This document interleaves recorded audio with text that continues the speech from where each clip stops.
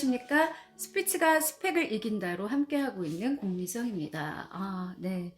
지금 이제 뭐 2월 중순이죠. 네, 2월 말을 향해서 달려가고 있는데 오늘은 좀 자유로운 주말, 네, 주말이에요.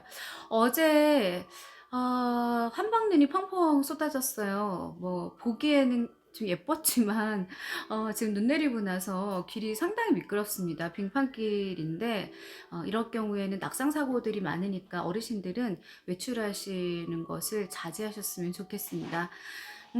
코로나의 확진자 수도 연일 뉴스에서 지금 나오고 있죠. 기하급수적으로 늘고 있는데 사실 코로나 뭐 제 주변 분들 중에 어떤 분들은 뭐 그냥 가벼운 감기라고 생각하는 분들도 있고 또 상당히 심각하다고 이제 생각하는 분들도 있는데 그렇게 가볍게 볼 문제만은 아닌 것 같아요. 왜냐하면 저도 이제 지인분들 중에 돌아가신 분도 있고 그리고 확진된 사람들도 좀 많이 있고요. 어제는 좀 안타까운 소식이 있었는데 제 초등학교 동창 어머님이 코로나 확진이 돼서 돌아가셨어요. 네, 고인의 명복을 진심으로 빌고요. 제 친구 아들도 지금 현재 확진이 돼서 자가격리 중인데 무증상이라고는 하나, 네, 잘 경과 지켜보고 빨리 쾌차하길 바라겠습니다. 이제 에피소드를 한번 이야기를 하고 싶은데, 저도 이제 직업이 이제 말하는 사람이다 보니까 말에 굉장히 예민하거든요. 그래서 밖에 나가서 사람을 만나는 걸 좋아하기는 하는데 좀 경우가 없거나 그리고 말이 거칠거나 그리고 그 사람을 봐가면서 이야기를 하는 사람들을 좀 경멸해요. 솔직히 말씀드리면. 근데 어제 어떤 일이 있었냐면 날씨가 너무 추우니까 부득이하게 외출을 했는데 차를 갖고 갈 상황이 아니어서 택시를 탔어요. 그런데 항상 타는 자리였고 뭐 다른 기사님들한테도 항상 뭐 되게 가까운 곳이니까 좀 양해해 주세요 하면은 너무 기분 좋게 집에 오곤 했는데 그분이 컨디션이 안 좋았겠죠. 택시를 탔는데 처음에 그냥 타자마자 내릴 수 있는 상황도 아니었어요. 이미 이제 움직였으니까. 왜 반대편에서 탈 택시를 여기서 타느냐 하면서 되게 무섭게 이야기를 하는데 그렇지 않아요? 네? 뭐 이런 식으로 말씀을 하시는 거예요. 그럴 때는 이제 저는 원래 대꾸를 안 하거든요. 그래서 네, 네 이렇게 딱 했더니 순간 이제 그 한 5분 거리 이제 가는 길이었는데 갑자기 이제 공기가 아주 뭐 아주 싸늘했었어요. 그래서 저는 이제 친구들한테 문자를 보내고 있는 중이었는데 그분이 이렇게 백미러로 이제 그 안에 있는 거울로 저를 이렇게 보시더니 어 제가 뭐 승차거부하는 건 아니고요 하면서 갑자기 태도가 확 바뀌는 거예요. 그러더니 뭐 좌회전 하실 거냐, 뭐 어디까지 가시냐, 그래서 심지어 이제 내릴 때 이제 저는 약간 이제 저는 경계를 했으니까 예, 그 금액도 한 300원 정도 깎아주고 깍듯하게 인사를 하더라고요. 그게 어떤 경우인지 저도 좀 황당했는데 이분이 지금 뭐 조울증이신가? 아니 뭐지 이게 왜 오늘 뭐 나한테 화풀이를 하려다가 뭐가 뭐 약간 긴장을 했나? 이제 뭐 그런 생각까지 별의별 생각이 다 들더라고요. 기분 되게 나쁘죠. 어차피 뭐 택시라는 거는 버스 노선이 아니기 때문에 어디서 타든 그 가는 이제 길의 그 미터만큼 계산하면 되는 건데 왜 굳이 그렇게 사람한테 짜증을 내고 그래야 되는지 저는 이해를 못 하겠어요. 특히 그 사회에서 만났는데 나보다 어리다 이렇게 생각했을 때 반말하는 사람들 상당히 많죠. 네, 특히 어린아이들한테. 저도 이제 학교에 이제 아이들이 고민이 그거예요. 어른들이 반말을 하는데 다 성인이기 때문에 기분이 나쁘죠, 당연히. 그럴 때 어떻게 대처를 해야 될까요? 하고 묻는 친구들이 있어요. 대처 방법이 있어요. 네, 근데 저는 가끔 그러죠. 그럼 같이 반말을 해라. 네, 그럴 수는 없고, 진짜 내공이 있어야 되는 거죠. 뭐, 예를 들어서, 김밥집을 갔는데, 김밥 아주머니가 되게 되게 이제 거칠게 뭐 먹을 거야? 뭐죠? 이렇게 이제 이야기를 할 때 상처를 받는다는 거예요, 아이들이. 그래서 그럴 때는 그 정확하게 태도를 뭐 이렇게 바르게 하고 아주머니 복식호흡으로 김밥 주시겠어요? 하고 한번 말해봐라. 그러면 상대방이 벌써 그 듣는 목소리의 발성이나 이런 게 좀 다르다. 좀 품위가 있다. 좀 생각보다 좀 강하다 이렇게 생각했을 때 그 사람의 태도조차도 바꿀 수 있다 이런 이야기를 하거든요. 아까 이제 그 택시기사님 이야기를 했는데 좋은 분들도 정말 많아요. 간혹 이제 본인이 어차피 해야 될 일인데 그렇게 짜증스럽게 뭐 아니면은 평상시에도 그런 태도로 이제 일관해 오다가 뭐 다 이겼겠죠. 그동안에는. 네. 그 누가 왔어도. 그러다 보니까 이제 습관이 배어 있을 수도 있는데 옳지 않아요, 사실은. 그래서 제가 단답형으로 이제 이야기를 하는 이유가 있어요. 왜 그러냐면 뭐 이런 케이스죠. 이제 전철이었는데 또 발을 밟았어요, 어떤 사람이. 그러면 대부분의 사람들은요, 머릿속에서 저 죄송합니다. 어떡해요. 그런데 진심으로 미안해하는 분들도 있지만 내가 그 이야기를 꺼냈을 때 상대방의 그 대답을 알고 있어요. 그러니까 한국 사람들이 생각보다 직선적이지가 않아요. 예, 그래서 죄송합니다. 아프시죠? 이러면은 대부분들은 네, 뭐 이렇게 하면서 괜찮아요. 이렇게 얘기를 하는데 저는 만약에 그런 상황이 되면은 진짜 아파요. 이렇게 말할 것 같아요. 근데 그게 이제 사실은 스피치에서의 한 수거든요. 당황들해요. 인정해버리면. 그래서 어떨 경우에 막 되게 이제 작정을 하고 이 사람하고 싸우려고 생각을 한 사람이 이제 벌써 이 말투도 다르잖아요. 그래서 저한테 뭔가 작정을 하고 이제 공격의 멘트를 날리려고 딱 준비하는 순간 저는 네, 죄송합니다. 그냥 그걸로 끝내요. 그럼 상대방은 수를 읽혔기 때문에요. 되게 당황합니다. 싸움이 일어나지가 않아요. 만약에 제가 그 택시 안에서 뭐 기사님 뭔 말을 그렇게 하세요? 저한테 오늘 뭐 시비 거시는 거예요? 이렇게 말했다면 어떤 상황이 벌어졌을지 모르겠어요. 그래서 저도 가끔은 사람들이 자기도 하고 싶은 말들이 많겠지만 자꾸 그 상황에 대해서 꼬리를 물어버리면은요, 나중에는 좀 안 좋은 일들도 겪는 경우를 많이 봤기 때문에 그 상황 자체를 피하라는 게 아니라 좀 단호하게 나의 태도를 보여주고 더 이상은 말을 이어가지 못하게 끊어주는 것도 하나의 스킬이라고 저는 생각합니다.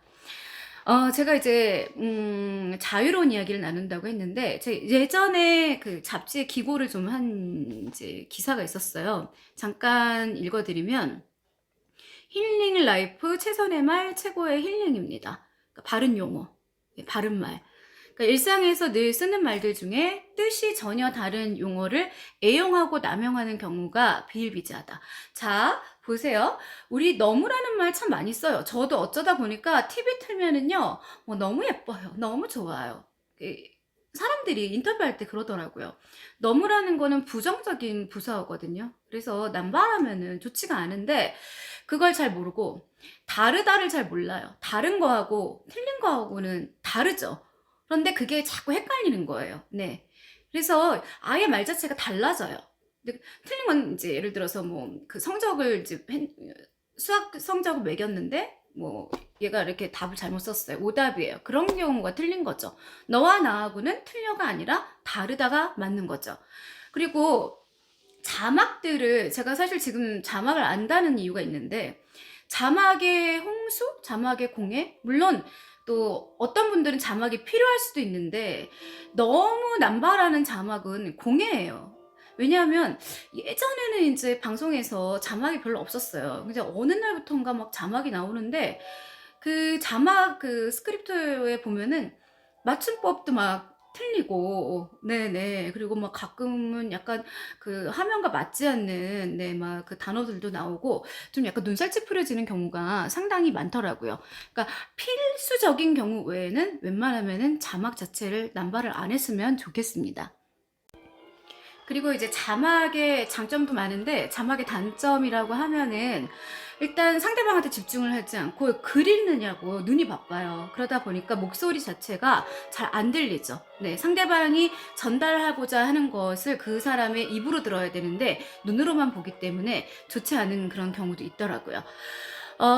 지금 보면 잘못 쓰는 단어 경우에 이를 바로잡아줘야 할 신문이나 방송도 사실 결코 예외가 아닌 게 엄연한 사실입니다.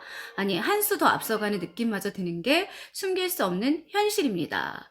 네. 신문, 뭐, 언론, 항상 보면은 이제 믿을 수 있는 언론이었으면 좋겠는데, 간혹 가다가 저런 경우가 있죠. 뭐, 기자가 나왔어요. 그런데 발음이 너무, 그러니까 안 좋은 거예요. 예를 들어서 뭐 세계는 지금 이래야 되는데 세계는 지금 뭐 이렇게 한다든가 현재 제주도에서는 하는데 제주도에서는 정말 많아요. 네, 발음도 안 되고. 자, 예를 하나 들어드리는데 오빠 오늘 퇴근하면 집으로 곧장 와. 오빠가 좋아하는 꽃게찜 해놨어. 남매 간의 의리도 참 좋구나. 라고 생각한다면, 네, 큰 오해다. 왜냐하면요, 남매 사이의 대화가 아니라요, 바로 남편에게 하는 말이기 때문이지요. 젊은이들 사이에 자신의 남편을 오빠로 지칭하는 건 어제 오늘의 일이 아닙니다만 드라마 등 온갖 방송 프로그램에서까지 예외가 없을 땐 참으로 지나치다는 생각이 들곤 합니다. 친척입니까? 네, 친족입니까? 뭔 다 오빠예요, 오빠. 네. 남편을, 그렇죠. 연애할 때 애교 삼아 가끔씩 쓸 수는 있겠지만 엄연히 가정을 이뤘을 땐 언행도 어른에 걸맞게 변해야 되지 않을까요? 자기야라는 표현도 썩 좋게 느껴지지 않기는 독인 객인입니다. 저희 아빠가 요즘 건강이 별로 안 좋아 보이세요. 아빠, 식사하세요. 그런데 부친이 아닌 남편을 지칭할 때 아내들이 애용하는 용어입니다.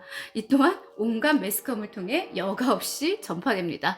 예전에 한번 어떤 연예인이 나와서 자기 남편을 이분은요 막 이러면서 좋은 막 극존칭을 쓰는 거예요. 우리 남편은요 해물찜을 좋아하셔서요 막 이렇게. 아니죠. 네.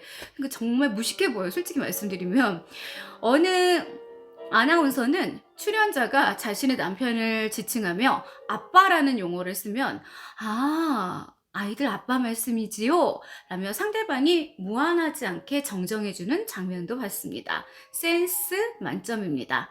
저의 남편, 저의 애들 아빠, 바깥 양반 등이 바르고 또 옳은 표현이죠. 자, 그리고 음식점에서 이제 종업원들 부를 때 왜 이렇게 우리나라는 외국 사람이 한번 그랬잖아요. 왜 한국 식당 오면은 고모도 없고 왜 다 이모냐고. 네. 흔히들 여자에게 이모님이란 용어를 참 많이 써요. 뭐 고모도 있고 사촌도 있고 외사촌도 있는데 왜 하필 이모일까요? 네.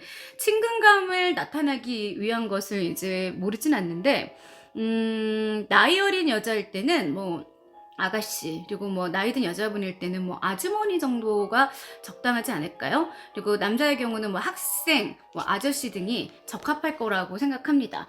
뭐 어이 뭐 이렇게 부르시는 분들 있는데 보기 안 좋고요. 뭐 여기요 이것도 별로 보기 좋은 표현은 아니라는 생각이 듭니다. 그래서 표현에 대한 방법들이 사실은 일상에서 찾아보면은요, 잘못 쓰는 표현들이 상당히 많아요. 근데 그런 부분들을 고쳐가면서 바른말, 또 고운말을 쓰면은요, 또 본인의 어떤 그 태도나 행위 자체도 좀 품위 있게 변하겠죠. 네, 그래서 오늘은 이제 정말 그냥 잡다한 이야기들 나눠봤는데요. 함께 해주셔서 감사하고요. 네, 날씨가 지금 상당히 매섭거든요. 네, 건강 조심하시고 각자 코로나 조심, 개인 방역에 힘써 주셨으면 좋겠습니다. 저는 물러가겠습니다.